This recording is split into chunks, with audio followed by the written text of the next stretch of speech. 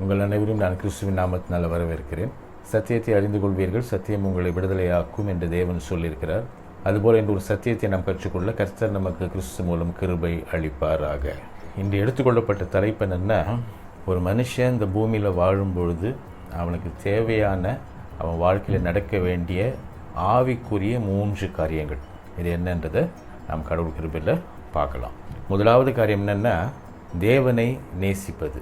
அது அந்த மனுஷன் செய்யணும், இல்லை கடவுளோட கிருபையில் அவனுக்கு அது வாழ்க்கையில் நடக்கணும். மார்க் 12:29 வாசிக்கலாம். இயேசு அவனுக்கு பிரதியுத்தரமாக, கற்பனைகளெல்லாம் பிரதான கற்பனை எதுவென்றால், இஸ்ரவேலே கேள், நம்முடைய தேவனாகிய கர்த்தர் ஒருவரே கர்த்தர். உன் தேவனாகிய கர்த்தரிடத்தில் உன் முழு இருதயத்தோடும், உன் முழு ஆத்மாவோடும், உன் முழு மனதோடும், உன் முழு பலத்தோடும் அன்பு கூறுவாயாக என்பதே பிரதான கற்பனை.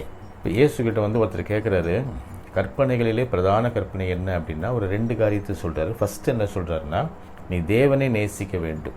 ஃபஸ்ட்டு காரியம், உன் முழு மனதோடு, இருதயத்தோடு, ஆத்மாவோடு, பலத்தோடு நீ உன் தேவனை நீ நேசிக்க வேண்டும். உன் தேவனிடத்தில் நீ அன்பு கூற வேண்டும் என்கிறது முதலாவது பிரதான கற்பனையாக தேவன் சொல்லுகிறார். சரி, இதை எப்படி செய்ய முடியும் அப்படின்னா, 1 யோவான் 5:3, நாம் தேவனுடைய கற்பனைகளை கை கொள்வதே அவரிடத்தில் அன்பு கூறுவதாம், அவருடைய கற்பனைகள் பாரமானவைகளும் அல்ல. அப்போ கடவுளை நம்ம நேசிக்கணும் அப்படின்னா, இப்படிலாம் நேசிக்கணும் அப்படின்னா நம்ம என்ன செய்ய வேண்டும் அப்படின்னா, ஒன்றும் இல்லை, கடவுளுடைய கற்பனைகளை கற்றுக்கொள், அதை கைக்கொள், அவ்வளோதான். தேவனுடைய வார்த்தைகளை கைக்கொள். கடவுள் அவருடைய வார்த்தையை கொடுத்துருக்கிறார். அதான் பைபிள் நம்ம கையில் கடவுள் கொடுத்துருக்கிறார்.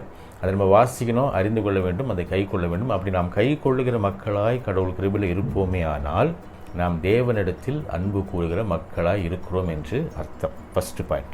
செகண்ட் பாயிண்ட் என்னென்னா, மார்க் 12:31 வாசிக்கலாம். இதற்கு ஒப்பாயிருக்கிற 2ஆம் கற்பனை என்னவென்றால், உன்னிடத்தில் நீ அன்பு கூறுவது போல் பிறனிடத்திலும் அன்பு கூறுவாயாக என்பதே, இவைகளிலும் பெரிய கற்பனை வேறொன்றுமில்லை என்றார். செகண்டு, அதாவது ஃபஸ்ட்டு என்ன சொல்லிட்டாருன்னா, உன் தேவனை நீ நேசிக்க வேண்டும்.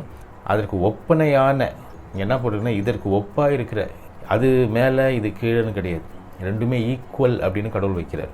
நீ தேவனை நேசிக்க வேண்டும் அப்படின்னு சொல்லிட்டு, அதற்கு ஒப்பாக இருக்கிற இன்னொரு கற்பனை என்னவென்றால், நீ உன்னிடத்தில் அன்பு கூறுவது போல பிறனிடத்திலும் அன்பு கூற வேண்டும். அப்போ மக்களை நேசிக்க வேண்டும். நம்மளுடைய அயலான், நம்மளுடைய நெய்பர், பிறர், அவங்கக்கிட்ட நாம் நம்ம மேலே எப்படி அன்பு கொள்ளுகிறோமோ அதுபோல் அவங்க மேலே அன்பு கூற வேண்டும் என்று சொல்கிறார். மார்க் 12:32 வாசிக்கலாம். அதுக்கு வேதபாரகன், சரிதான் போதகரே, நீர் சொன்னது சத்தியம், ஒரே தேவன் உண்டு, அவரை தவிர வேறொரு தேவன் இல்லை.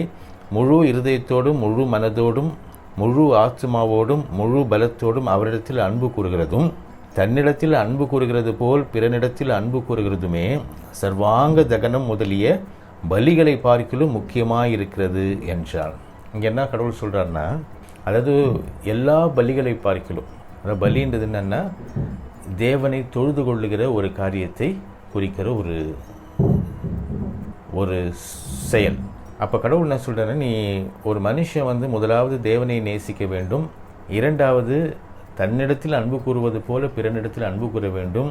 இது செய்கிறது தான் தேவனை நாம் தொழுது கொள்ளுகிற காரியத்தை காட்டிலும் சிறந்தது. இப்போ கடவுளை நாம் தொழுது கொள்ளுகிறோம் அப்படின்னு சொல்லிட்டு நம்ம சர்ச்சுக்கு போகிறது, வர்றது, பலி செலுத்துறது அதுவல்ல. கடவுளை நேசி, உன்னிடத்தில் அன்பு கூறுவது போல பிறனிடத்தில் அன்பு கூறு, மற்றவங்களை நேசி, கடவுளை நேசி. இதுதான் நீ தேவனுக்கு செய்கிற ஆராதனை, நீ தேவனை தொழுது கொள்ளுகிற ஒரு காரியமே இதுதான். நம்ம இதை பிரிச்சுட்டு தனியாக இது இல்லாமல் தேவனை தொழுது கொள்வது எப்படி அப்படின்னு போயிட்டு பலி செலுத்திட்டு இருந்தோம்னா அது நமக்கு பிரயோஜனப்படாதுன்னு தேவன் சொல்லுகிறார். இங்கே தேவனிடத்தில் அன்பு கூறுவதும் பிறனிடத்தில் அன்பு கூறுவதுமே தேவனை தொழுது கொள்ளுகிற ஒரு காரியம். இல்லை தேவனை தொழுது கொள்வது வேற, பலி செலுத்துறது வேற நினச்சின்னா அதை விட இது சிறந்ததுன்னு நீ கற்றுக்க வேண்டிய ஒரு நிலைமையை தேவன் நமக்கு போதிக்கிறார். சரி, இப்போது இதை நாம் எப்படி செய்ய முடியும் இல்லையா? 1 யோவான் 5:2 வாசிக்கலாம். நாம் தேவனிடத்தில் அன்பு கூர்ந்து அவருடைய கற்பனைகளை கை கொள்ளும் போது தேவனுடைய பிள்ளைகளிடத்தில் அன்பு கூறுகிறோம் என்று அறிந்து கொள்ளுகிறோம். அப்போ இங்கேயும் என்ன சொல்கிறாருன்னா, அப்போ நான் பிறர் எப்படி நேசிக்கிறது அப்படின்னா, கடவுளுடைய கற்பனைகளை கற்றுக்கொள், அதை கைக்கொள், அவ்வளோதான். கடவுளை எப்படி நேசிக்கிறது தேவனுடைய வார்த்தையை கற்றுக்கொள், அதை கைக்கொள். மற்றவங்களை எப்படி நேசிக்கிறது? தேவனுடைய வார்த்தையை கற்றுக்கொள், அதை கைக்கொள். அவ்வளோதான், சிம்பிள். அப்போ பைபிளை படி கற்றுக்கோ, அதன்படி நடந்துக்கோ, அதுதான் கடவுளை நேசிப்பது. பைபிள் படி கற்றுக்கோ, அதன்படி நடந்துக்கோ, அதுதான் மனிதர்களை நேசிப்பது. மத்தேயு 7:12 வாசிக்கலாம்.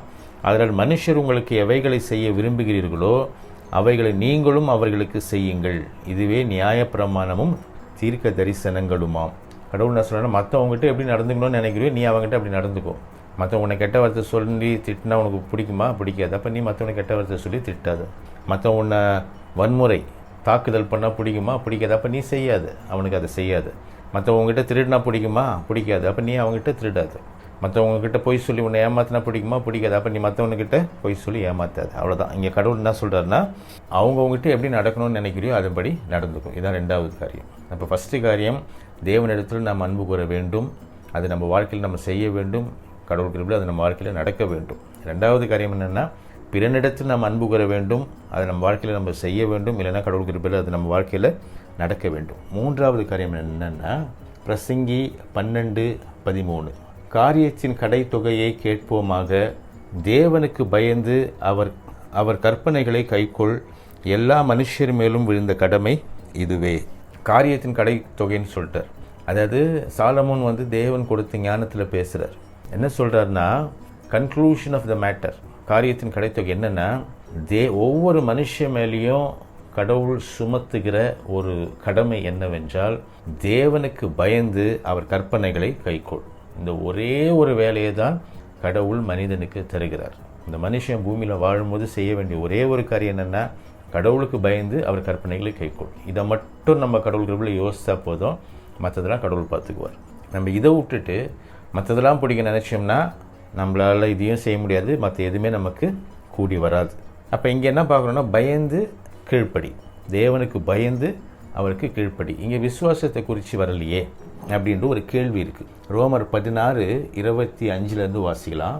ஆதி காலம் முதல் அடக்கமாக இருந்து இப்பொழுது தீர்க்க தரிசன ஆகமங்களினாலே அநாதி தேவனுடைய கட்டளையின்படி வெளியரங்கமாக்கப்பட்டதும் சகல ஜாதிகளும் விசுவாசத்திற்கு கீழ்ப்படியும்படிக்கு அவருக்கு அறிவிக்கப்பட்டதுமாயிருக்கிற இரகசியத்தை வெளிப்படுத்துகிறதான இயேசு கிறிஸ்துவை பற்றிய பிரசங்கமாக என் சுவிசேஷத்தின்படியே உங்களை ஸ்திரப்படுத்த வல்லவரும்.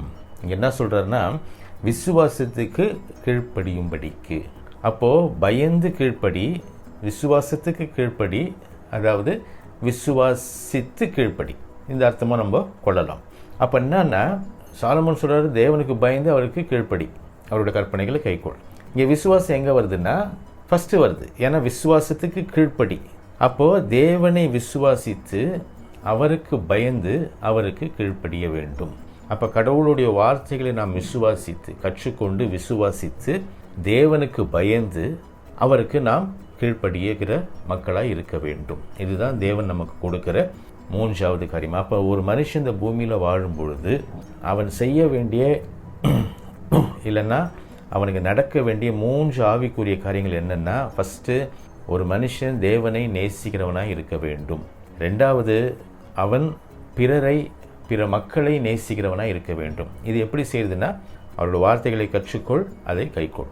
அவ்வளோதான். 3வது காரியம் என்னென்னா, தேவனுடைய வார்த்தையை விசுவாசித்து தேவனுக்கு பயந்து அவருக்கு கீழ்ப்படுகிற மக்களாக இருக்க வேண்டும். கடவுளை நேசி, மனுஷங்களை நேசி, தேவனை விசுவாசித்து அவருக்கு பயந்து அவருக்கு கீழ்ப்படி. இந்த 3 காரியங்களும் இந்த பூமியில் வாழ்கிற ஒவ்வொரு மனிதனும் செய்ய வேண்டிய, இல்லை கடவுள் கிருபையில் அவனுக்கு நடக்க வேண்டிய இந்த 3 ஆவிக்குரிய காரியங்கள் உண்டு.